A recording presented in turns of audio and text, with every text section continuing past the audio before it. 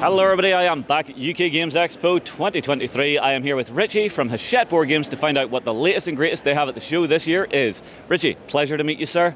Thanks for stopping by. What have you brought along? We've got plenty of stuff here. So we've got over 20 demo tables. I'm happy to walk you through as many as you've got stamina to hear about. We've got a couple of designers who are joining us for the show. They'll be doing sign-ins throughout today as well at specific times. But yeah, plenty of new stuff to show you for all ages, all tastes, whatever tickles your fancy. Okay, well, let's start at the beginning. And because we're starting at the beginning, it's quite appropriate that we start with Darwin. So what is Darwin?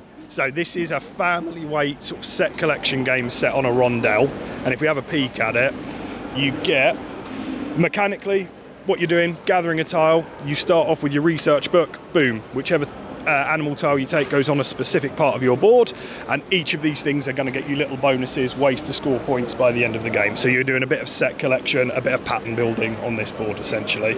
One of the cool things about it is, for those of us who are into our board game production, we've got thread-bound rule books. Oh, boom. Thread-bound appendix, and every single tile in the game has got a unique bit of artwork on it. And every single animal featured has its own little entry into this encyclopedia kind of thing as well. So it's a lovely little family weight game, but so much love has gone into the production of the game as well. It's a really, really lovely little item. See, it's those tiny little quality of life things that really, really up a game. Now, moving further along, is the one that first caught my eye, just because the artwork is so striking. So this is Tribes of the Wind. What is Tribes of the Wind? Medium weight Euro game. It's set in a post-apocalyptic world, and you're rebuilding the world on the polluted ruins of the past, essentially.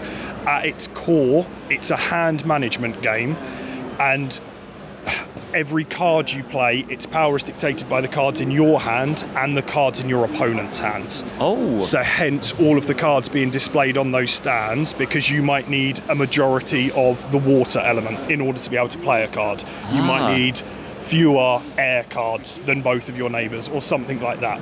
So that's where the real meat and gravy of the game lies, is in this clever game of hand management essentially. Aye, but it's double-sided hand management. That is not something I've ever seen really engineered into a game before. Really clever. It's super cool. It's super cool, and that drives like a little bit of pattern building on this board. There are ways to get bonuses, and really you're not racing to a score, but you're racing to build 5 villages to trigger the end game. So you want to manage when that game ends, when you're ahead of everybody else basically. Ah, I see. All right, so let's run on up through the stand, because I'm seeing a ton of different games here. Yes. So, okay, give me the quick elevator pitch for each one. Each one. Stomp the Plank is a push your luck game for kids, in big inverted commas. You are stealing treasure from Captain Giraffe, and you do that by revealing cards from these deck. If you're successful, you get to add these little tokens to everybody else's plank. If you're busted by revealing a pair, he will make you walk the plank. Eventually, the weight is going to get so much that the magnet's going to give way, splash, into the drink you go. Okay, that feels like a really nice, light, easy one, and I love the fact that your game board is actually your box by the look of it. Correct, correct. And when it sits on your shelves, the elephants peek out the ship at you as well. Okay, I really like that. Okay, next one. This one looks a little bit different. Yes, so this is the latest one in the Gigamic Classic range. So the same series as Corridor that you can see on the back there. It's just released a couple of months ago in the UK. You get 4 in a row blended with Mancala. These stones are neutral, these are the player stones. The way it works, add 1 stone to any stack that's already on the board. I've got 3 stones, so I move 1, 2, 3. If at the end of doing something like that, I had the board looking a little bit like this, that would be an instant win for that player. Ah. So simple rule set, really the enjoyment comes from exploring that simple rule set. Yeah, but there's some deep tactics on how you push the movement, how you lead your opponents into trap. It's almost Go-like. Yeah. It plays really quickly, 5-10 minutes. It's a game that you will never only play once. It's a best of 3 game for sure. Perfect. Okay, next one is over here. Yeah. So what is this one? So this is called CDSK, and this is possibly a media first viewing of it, because it's not out yet, this one. Oh. We've worked really hard to localise this. Rich, who's not quite on the stand yet, all of the questions have been made really specific to like British culture, British TV shows, some British in-jokes and things. It's a trivia game that you play in teams, and you essentially rate yourself on how well you know it. So I can ask you a question. On a scale of 1 to 10, how well do you know beers? 10 being degree level, 1 being absolute entry level. I'd say about a 2. A 2. And I know I'm Irish, that's horrible. Do you think 7 beers a day would keep the doctor away? No. No. I assume that's correct. It says, we hope you said no. So you would have just scored 2 points for your team, boom, boom, boom. And then you can really, if you're falling behind, you can really start gambling on the 10, which would be, as of 2021, which country has the highest beer consumption per capita? Well, it's Ireland. The Czech Republic, apparently. Ireland, I am disappointed. Those are rookie numbers. You got to bump those numbers.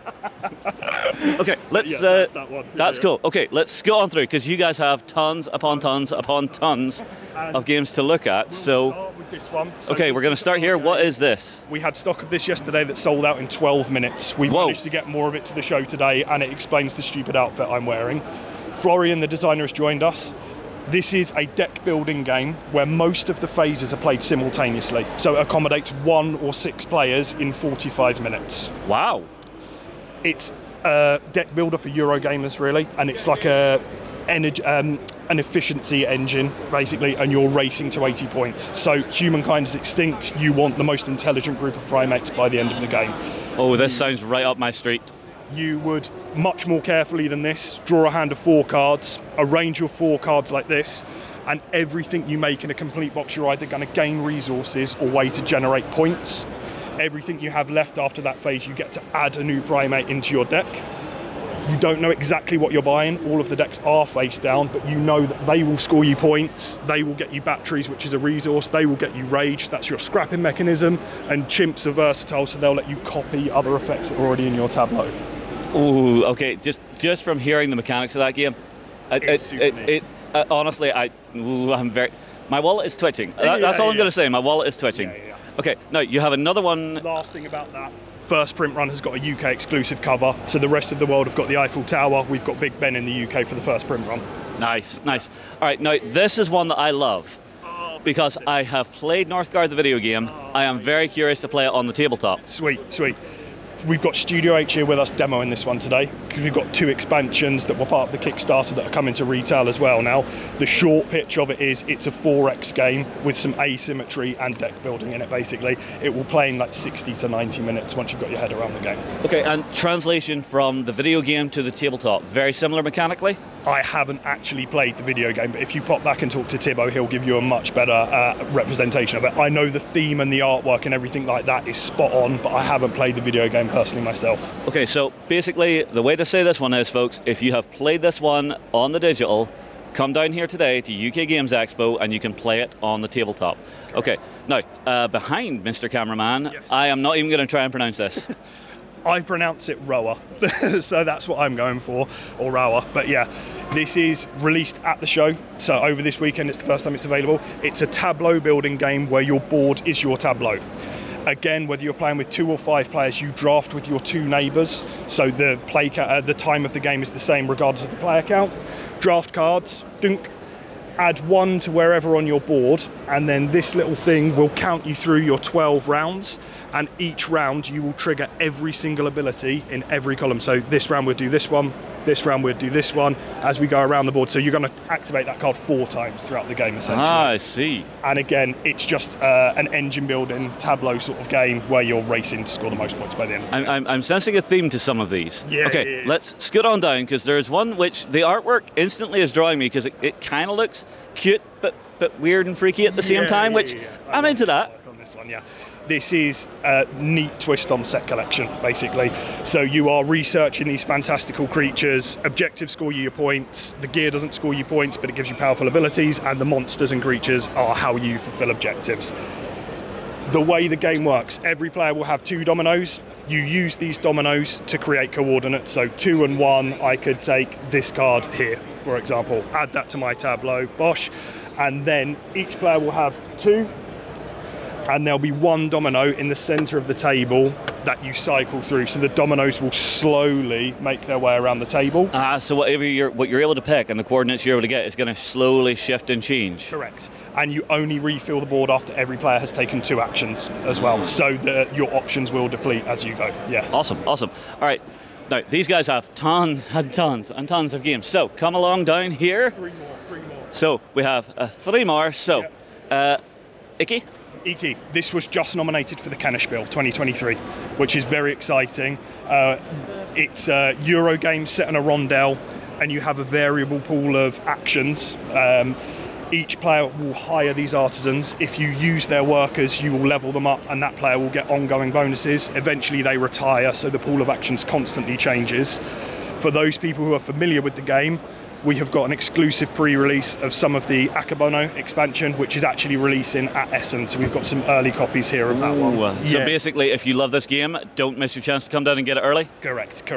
It adds an extra space to the rondel and a whole new, you can trade at the river, basically. So it offers 2 really big new actions, as well as some little things for people familiar with the game. Very cool. Okay, moving on down to our next one. I'm not pronouncing this one. I'm sorry. This one is Orichalcum. I do know that one. So each player's got their own individual board.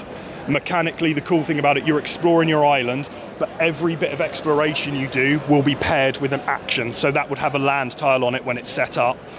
You're going to fill that board, but each tile you take will dictate what action you're able to take that turn. It's a race to 5 points. It feels like a mini 4X game that plays in about 45 minutes. It's lightning quick. See, I love little pressure cooker games like that just, you're under pressure, get it done. Oh my God, he's ahead of me by 1.